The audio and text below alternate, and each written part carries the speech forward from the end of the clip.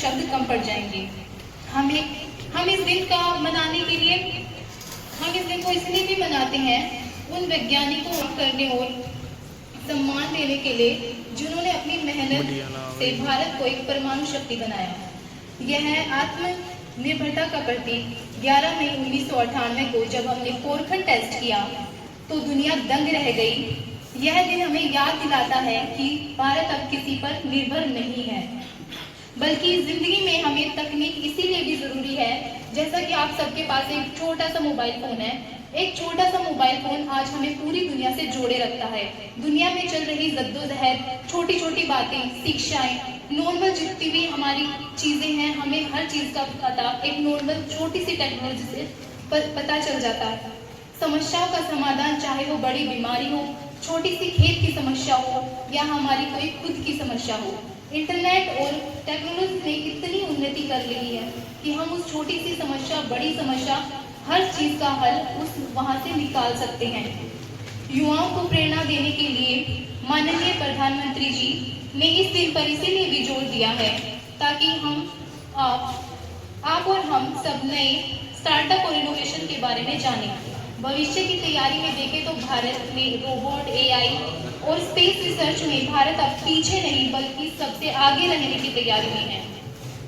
विकसित भारत का सपना मोदी जी का उद्देश्य है कि आज हम भारतीय तकनीक का अच्छे से इस्तेमाल करें, बल्कि हम सब इस्तेमाल करें ताकि आने वाले समय में भारत एक विश्व गुरु के नाम से जाना जाए। मैं कहना चाहूंगी, तकनीक सिर्फ एक मशीन का नाम नहीं है, यह हमारे सपनों को हकीकत में बदलने की ताकत है। अपने शब्दों को यहीं विराम देते हुए सम्मानित शिक्षक और मेरे प्यारे सहपाठी, आज मैं नेशनल टेक्नोलॉजी डे के अवसर पर अपने विचार प्रस्तुत करना चाहती हूँ। आशा करती हूँ कि आप मेरे कल के ऊपर ध्यान न देकर मेरी बात को ध्यान से सुनेंगे। भारत में हर साल 11 मई को नेशनल टेक्नोलॉजी डे मनाया जाता है। यह दिन हमारे देश की वैज्ञानिक उपलब्धियों और तकनीकी प्रगति को सम्मान देने के लिए मनाया जाता है।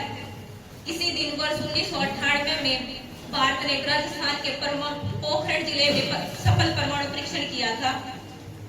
तकनीक आज हमारे जीवन का महत्वपूर्ण हिस्सा बन चुकी है, जैसे मोबाइल फोन, इंटरनेट, ऑनलाइन शिक्षा, डिजिटल भुगतान, अस्पतालों की आधुनिक मशीनें, ये सभी भी तकनीकी के उत्पाद हैं। तकनीक ने आज हमारे काम को आसान, तेज और बेहतर बना दिया है।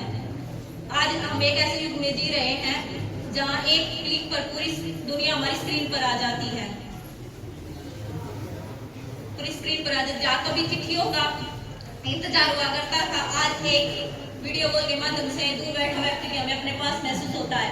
यह बदलाव किसी जादू से नहीं बल्कि विज्ञान की शक्ति और तकनीक के कारण हुआ है। राष्ट्रीय प्रौद्योगिकी दिवस हमें यह सिखाता है कि अगर हम नई सोच और इरादे मजबूत होंगे तो कोई भी देश दुनिया में अपनी अलग पहचान बना सकता है। भारत ने भी विज्ञान के क्षेत्र में लगातार नई सफलताएं हासिल की हैं। आज हमारा देश डिजिटल इंडिया, अंतरिक्ष मशीन, ऑनलाइन शिक्षा और आधुनिक तकनीकों के कारण लगातार आगे बढ़ रहा है। लेकिन तकनीक का सही उपयोग करना भी उतना ही जरूरी है। तकनीक तभी सफल होगी जब वह देश के लिए इंसानियत, शिक्षा और देश की प्रगति के काम आएगी। डॉक्टर एपीजे अब्दुल कलाम का कहना, डॉक्टर एपीजे अब्दुल कलाम ने युवाओं को हमेशा आगे बढ़ने की प्रेरणा दी है। इसलिए हमें भी सिर्फ मोबाइल चलाने तक सीमित नहीं रहना चाहिए, बल्कि नई सोच, खोज और रचनात्मक सोच को अपनाना चाहिए। आज का विद्यार्थी कल का वैज्ञानिक, इंजीनियर और आविष्कारक बनेगा। इसलिए हमें मेहनत, ज्ञान और रचनात्मक सोच को अपनाना चाहिए। अंत में मैं यही कहना चाहूंगी कि विज्ञान ही नए भारत की पहचान है। तकनीक से ही बढ़ेगा देश का सम्मान। धन्यवाद। Respected Principal Sir, Principal Jay in charge Ma'am, Jay Sir, and all instructors. Myself Nisha, 4th grade Civil Technology. I want to present a speech in front of you. This topic is National Technology Day. तकनीक प्रगति को बढ़ावा देने वाले उन प्रतिशाली वैज्ञानिकों और इंजीनियरों को सलाम जिन्होंने भारत को परमाणु शक्ति संपन्न बनाया। सबसे पहले मैं आपको इसकी थीम प्रस्तुत करना चाहूंगी, एम्पावरिंग ए सस्टेनेबल फ्यूचर थ्रू इनोवेशन। नवाचार के माध्यम से एक सशक्त भविष्य को सशक्त बनाना। आज 11 मई है, वह ऐतिहासिक दिन है जब 1998 में भारत ने पोखरण में सफल परमाणु परीक्षण कर दुनिया को अपनी ताकत का एहसास कराया था। पूर्व प्रधानमंत्री अटल बिहारी वाजपेयी जी ने भारतीय वैज्ञानिकों और इंजीनियरों की इस महान उपलब्धि को सम्मान देने के लिए 1999 में इस दिन की शुरुआत की थी। साथियों, आज का भारत केवल तकनीक का उपभोक्ता नहीं बल्कि निर्माता है। वर्ष 2026 में हमारी चर्चा का मुख्य विषय है नवाचार के जरिए एक सुरक्षित और टिकाऊ भविष्य का निर्माण करना। आज हम एआई, जिसका मतलब है आर्टिफिशियल इंटेलिजेंस और अंतरिक्ष विज्ञान और डिजिटल क्रांति के उस दौर में है जहां तकनीकी समाज के हर वर्ग तक पहुंच रही है। अब मैं आपको बताना चाहूंगी कि तकनीक का हमारे जीवन में महत्व क्या है। फर्स्ट है शिक्षा और स्वास्थ्य। शिक्षा, डिजिटल उपकरणों की मदद से शिक्षा गांव-गांव तक पहुंच रही है और चिकित्सा के क्षेत्र में तकनीकों ने लाखों जानें बचाई है। अब मैं आपको बताना चाहूंगी इसका सेकंड पॉइंट, आत्मनिर्भर भारत। मेक इन इंडिया और डिजिटल इंडिया जैसे अभियानों ने हमें रक्षा और अंतरिक्ष जैसे क्षेत्रों में आत्मनिर्भर बनाया है। थर्ड पॉइंट, सशक्त भविष्य। सौर ऊर्जा और इलेक्ट्रिक वाहनों जैसी तकनीकें हमें पर्यावरण संरक्षण की ओर ले जा रही है। अंत में मैं यही कहना चाहूंगी कि तकनीक एक शक्तिशाली उपकरण है। यह हम पर निर्भर करता है कि हम इसका उपयोग देश की तकनीकी और मानवता की भलाई के लिए कैसे करते हैं। आइए आज हम संकल्प लें कि हम अपने देश को 2047 तक विकसित राष्ट्र बनाने में अपना पूरा योगदान देंगे। जय हिंद, जय भारत। विज्ञान, विभिन्न चीजों का ज्ञान ही विज्ञान कहलाता है। नमस्कार सभी को, मेरा नाम कृष्णा, मैं कुपा ट्रेड का ट्रेड। आज मैं आप सभी को विज्ञान और टेक्नोलॉजी जो कि आज मना रहे उसके बारे में बताना चाहूंगा। सबसे पहले ये दिन मनाया जाता है 11 मई 1998 को हमारे भारत को परमाणु शक्ति जो थी उसमें काम करने में सफलता मिली थी।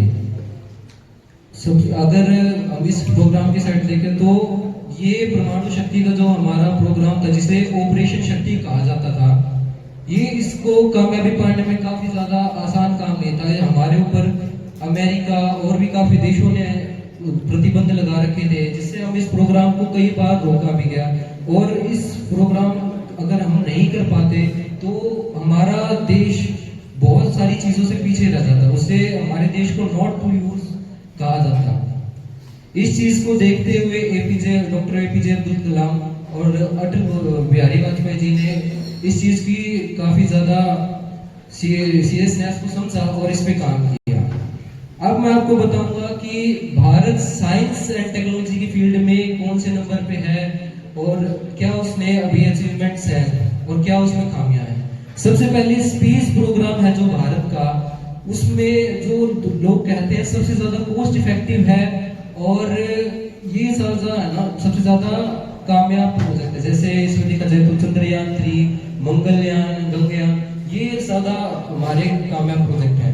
फिर आती है बात टेक्नोलॉजी एंड इंटरनेट हब, ये जो हमारे भारत को बैक ऑफिस कहा जाता है दुनिया का, और अब हम प्रोडक्ट हब बनाने में ज्यादा ध्यान दे रहे हैं। थर्ड, भारत को फार्मेसी ऑफ द वर्ल्ड भी कहा जाता है क्योंकि हमारे भारत देश में सबसे ज्यादा दवाइयां बनाई जाती हैं। और आज भारत ने दूसरे देशों से हथियार खरीदना बंद कर दिया है। जैसे भारत ने खुद की मिसाइल बना लिया है, अग्नि, पृथ्वी, ब्रह्मोस जैसी मिसाइल बना ली है। और अब आता है भारत ने खुद का जो फाइटर जेट है वो बना लिया है जिसे तेजस कहा जाता है। एंड अब देखिए जैसे मेडिकल हेल्थ के बारे में, तो भारत ने कोरोना टाइम पे खुद के लिए सिर्फ वैक्सीन नहीं बनाई, कोविड वैक्स और कोविड शील्ड के नाम जैसे वैक्सीन खुद के लिए नहीं बनाई बल्कि 100 से ज्यादा देशों की भी इसमें मदद करी है। और अब हम देखिए जैसे साइंस की बात कर रहे हैं, साइंस एंड टेक्नोलॉजी की बात कर रहे हैं, तो एंशिएंट साइंस की ओर थोड़ा जाते हैं तो इसमें देखते हैं हमारा भारत एंशिएंट साइंस के देखें तो उसमें सबसे आगे था। जब लोग चलना सीख रहे थे हमारे भारत में वेद लिख दिए गए थे वो वेद जिनका यूज अभी भी होता है, जिनमें कई ऐसी चीजों के जवाब हैं जो आज तक हमें नहीं मिल पाए हैं। अब आता है हमारा भारत किस नंबर पे है साइंस एंड टेक्नोलॉजी के वो उसके क्षेत्र में। भारत 2015 में 81वें नंबर पे था साइंस की फील्ड में, और अब 35वें नंबर पे आ चुका है। ये हमारे भारत की काफी ज्यादा कामयाबी की है इस चीज में भारत ने। और जैसे अब देखते हैं जैसे अब आपके टाइम पे सब मतलब आदमी लगता है कि लोगों का है ना मैन हमारे जो भारत में आदमियों ने ही सबसे ज्यादा काम किया है, बल्कि ये सही नहीं है, मतलब ये सही जवाब नहीं है। जितना हमारे भारत को साइंस एंड टेक्नोलॉजी की फील्ड में जो कामयाबी मिली है उसमें उतना ही हाथ हमारे भारत की महिलाओं का भी है। जैसे अगर हम मंगलयान में देखें तो हमारी महिलाओं का उसमें काफी ज्यादा योगदान है। पूछोगे कैसे, तो कुछ मंगलयान कैसे कॉम्प्लिकेटेड पार्ट थे जो सिर्फ हमारी महिलाओं ने ही बनाए हैं, हमारी माता और बहनों ने बनाए हैं। और अंत में मैं अपनी वाणी को विराम देते हुए इतना ही कहना चाहूंगा, ना मेरा भारत पहले एशियन टाइम में साइंस एंड टेक्नोलॉजी की फील्ड में